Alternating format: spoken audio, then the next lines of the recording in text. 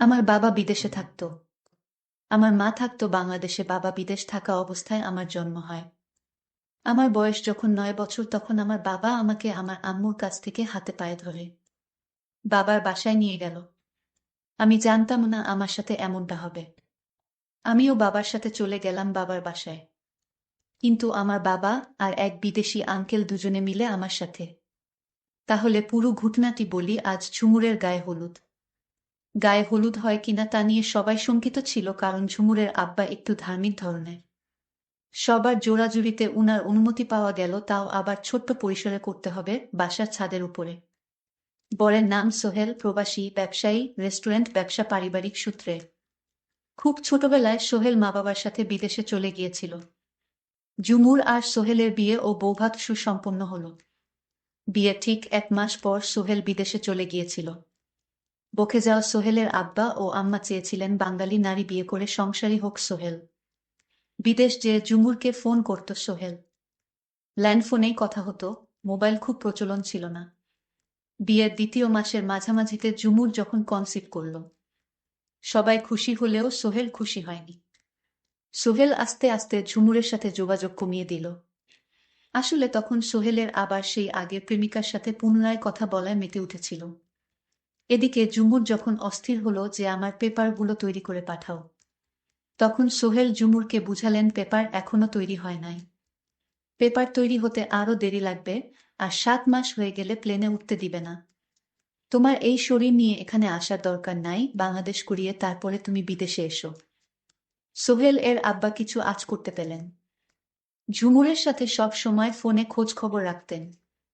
এদিকে ওর সময় ঘনিয়ে আসছে, ধীরে ধীরে সোহেল ফোন করে না বললেই চলে। ঝুমুরই সোহেলকে সব সময় ফোন করে যোগাযোগ রাখে। এদিকে 9 মাসের মাথায় বাচ্চা জন্ম নিল। সোহেল এর আব্বা ক্লিনিক বিল, আকিকা ও অন্যান্য খরচ বাদে মোটা অঙ্কের টাকা পাঠালেন। বাচ্চার নাম রাখা হলো নেহা। নেহার বয়স যখন 4 মাস, তখন সোহেলের আব্বার চাপের মুখে পেপারগুলো দেশে পাঠাতে বাধ্য হলো সোহেল। একাই গেল বিদেশে ঝুমুর আর নেহা। প্রথমেই ধাক্কা খেল, সোহেল এয়ারপোর্টে এলো না। ঝুমুর মনে মনে প্রচণ্ড শকর। জিজ্ঞেস করলেন, সোহেল এলো না কেন? সোহেলের আম্মা বলল, সোহেল খুব ব্যস্ত, তাই আসতে পারে নাই। এয়ারপোর্ট আর দেখার আগ্রহ রইল না ঝুমুর। শ্বশুর শাশুড়ির সাথে এয়ারপোর্ট থেকে বাসায় এলো ঝুমুর। সোহেল বাসায় অনেক দেরি করে আসে। ঝুমুরকে দেখে মোটেও খুশি হয় নাই, কিন্তু নিজের মেয়েটাকে নেহাকে কোলে নিয়ে মাই বেবি বলে কেঁদেছিল। বাবার কোলে উঠে হেসে দিল নেহা। প্রথম হাসিটা দেখে মনে সত্যিই মায়া জন্মালো সোহেলের। 2-3 দিন নাকি সোহেল বাসা থেকে বের হয় নাই নেহার জন্য। সোহেল এর আব্বা ঝুমুরকে বলে, দেখো সোহেল সম্পূর্ণরূপে বদলে গিয়েছে নেহার জন্য। সোহেল নেহার জন্য পুতুল, খেলনা, জামা, অনেক কিছু গিফট কিনে আন এবং খুব ভালো আচরণ করতে লাগলো, যাকে বলে পুরোপুরি চেঞ্জ। আসল ঘটনা শুরু এখান থেকেই। মনে মনে খারাপ ফন্দি এঁকেছে সোহেল। ঝুমুর কিছুতেই বুঝতে পারে নাই, খুব বেশি সরল মনেই সোহেলকে বিশ্বাস করেছিল। বিদেশে যাওয়ার 2 মাস পর একদিন সোহেল বলল, ঝুমুরকে আমি বাংলাদেশে যাচ্ছি ব্যবসার কাজে, তুমিও চলো, মাত্র 5 দিনের জন্য। যাওয়া আসা 2 দিন, মাঝখানে 3 দিন। নেহাকে নেওয়ার দরকার নেই, কষ্ট হবে। 6 মাসের বাচ্চাকে রেখে আসতে রাজি হলো না ঝুমুর, কিন্তু সোহেল বোঝালো এরকম সুযোগ আর হবে না, তুমি হয়তো আর 3-4 বছরেও যেতে পারবে না। কি বুঝে ঝুমুর রাজি হয়ে সোহেলের সাথে বাংলাদেশে আসলো। ঠিক দুপুরবেলা বাংলাদেশে সোহেল আর ঝুমুর আসলো।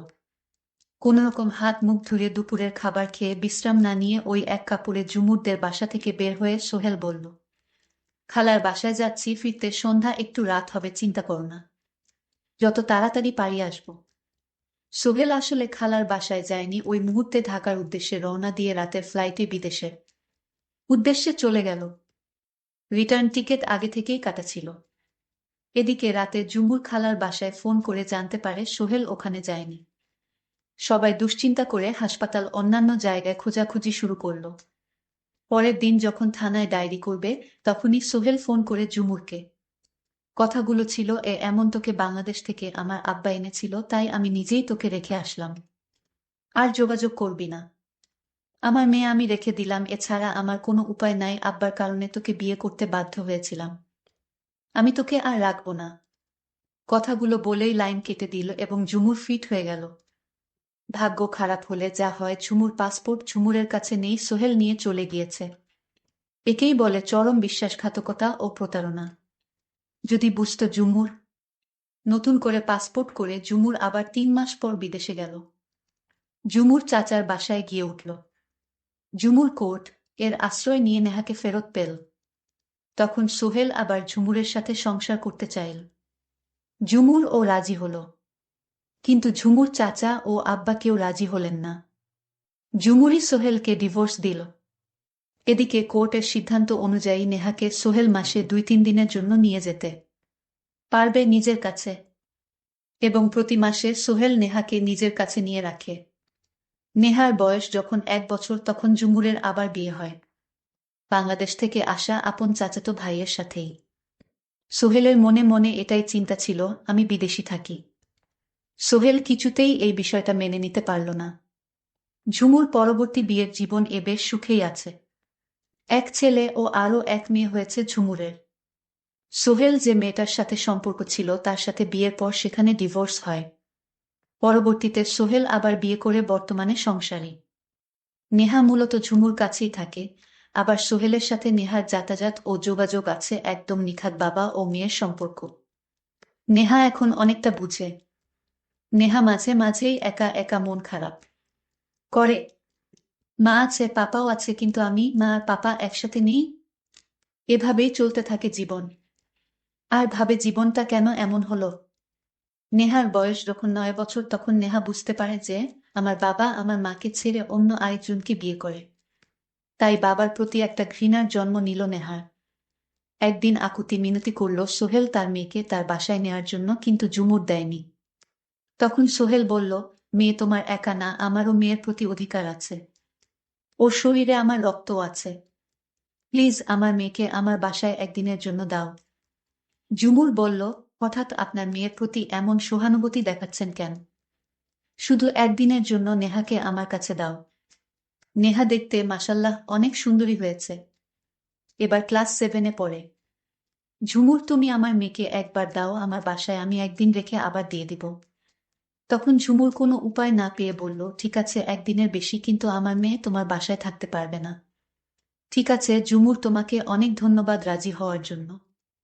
মা, নেহা চলো বাবার সাথে বাবার বাসায়। নেহা বলল, আমি তোমাকে ভালোবাসি না বাবা, কারণ আমার মাকে তুমি অনেক কষ্ট দিয়েছ। আরে না মা, আমি তোমার মাকে কষ্ট দেয়নি।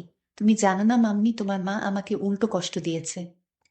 আজ থাক মাম্মি এসব কথা, তোমাকে আজ সারাদিন নিয়ে ঘুরব। অনেক সুন্দর জায়গায় নিয়ে যাব যেখানে তুমি কোনোদিন যাওনি, দেখনি। সত্যি বাবা, তুমি আমায় এরকম সুন্দর সুন্দর জায়গায় নিয়ে যাবে? আমি যাব বাবা, তুমি আমাকে নিয়ে যাও। ঠিক আছে মা, আজ রাত আমার বাসায় থেকে কাল তোমাকে ঘুরতে নিয়ে যাব।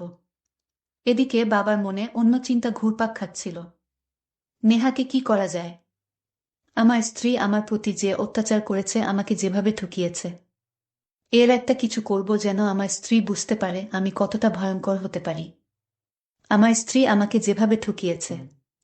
বাবা মনে মনে, কি ভাবছো, আমাকে ঘুরতে নিয়ে যাবে না? যাব মা, এই তো বাড়ির কাছাকাছি এসে গেছি।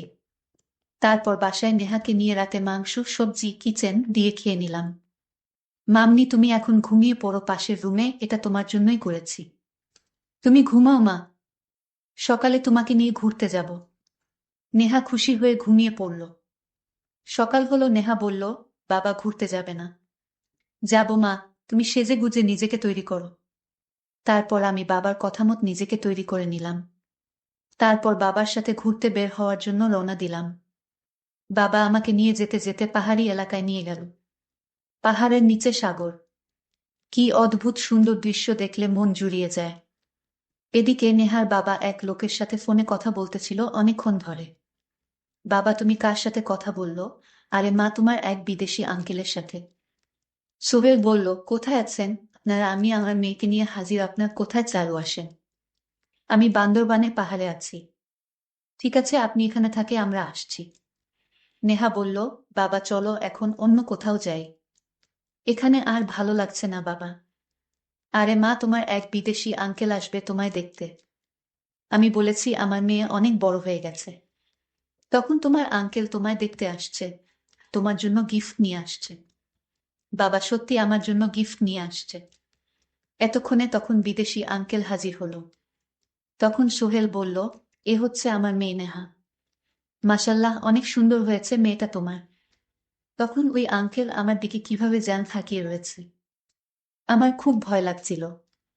বাবা চলো, আমার গিফট লাগবে না, এখান থেকে চলে যাই। বিদেশি আঙ্কেল, কেন মা? আমিও তো তোমার বাবার মতো, আমাকে ভয় করছো কেন মা? বাবা তুমি এই আঙ্কেলের কাছ থেকে নিয়ে যাও। সোহেল বলল, কি বলো মা? আমি তো তোমাকে এনেছি তোমার বিদেশি আঙ্কেলের হাতে, তোমাকে তুলে দেব। তুমি বিদেশ গিয়ে আরো অনেক সুন্দর সুন্দর দৃশ্য দেখতে পারবে মা। তুমি তোমার আঙ্কেলের সাথে চলে যাও মা, আমি কিছুদিন পর তোমাকে নিয়ে আসব। নেহা তখন কান্না করে বলল, না বাবা, আমি যাব না। তুমি আমাকে আমার আম্মুর কাছে ফিরিয়ে দিয়ে আসো বাবা। আমি আর এখানে এক মুহূর্ত থাকতে চাই না। আরে মা, তুমি তোমার আঙ্কেলের সাথে যাও, এরপর আমি আর কিছুই বলতে পারবো না। আমার নিষ্ঠুর বাবা আমাকে বিদেশি আংলের হাতে তুলে দিল কিছু টাকার জন্য। সোহেল তখন নেহাকে বলল, তুই আমার মেয়ে না, তোর মা আমার সাথে প্রতারণা করেছে আমি যখন বিদেশ ছিলাম। আর আমার সত্যিকারের মেয়েকে তোর মা মেরে ফেলেছিল। আর তাই তোকে বিদেশি আঙ্কেলের হাতে তুলে দিলাম, যেন তোর মা আর তোকে কোনোদিন যেন খুঁজে না পায়। সন্তান হারানোর যন্ত্রণা আমি হাড়ে হাড়ে টের পাচ্ছি। আজ তোর মাও বুঝবে সন্তান হারানোর কি যন্ত্রণা। তোকে যখন খুঁজে পাবে না, তখন বুঝবে। বাবা, তাই বলে তুমি আমাকে দিয়ে তুমি প্রতিশোধ নিচ্ছ? বাবা, আমার কম বয়স, আমাকে ফেলে দিও না। চুপ কর, তুই আমার মেয়ে না, আমাকে বাবা বলে ডাকবি না। এই কথা শোনার পর আমি আর কিছুই বলতে পারবো না। হঠাৎ ঘুম থেকে উঠে দেখি আমি বিদেশ আঙ্কেলের বাসায়। তারপর কি হলো সেটা শোনার জন্য পরবর্তীতে ভিডিও দেওয়া হবে। সেই পর্যন্ত সবাই ভালো থাকবেন, ধন্যবাদ।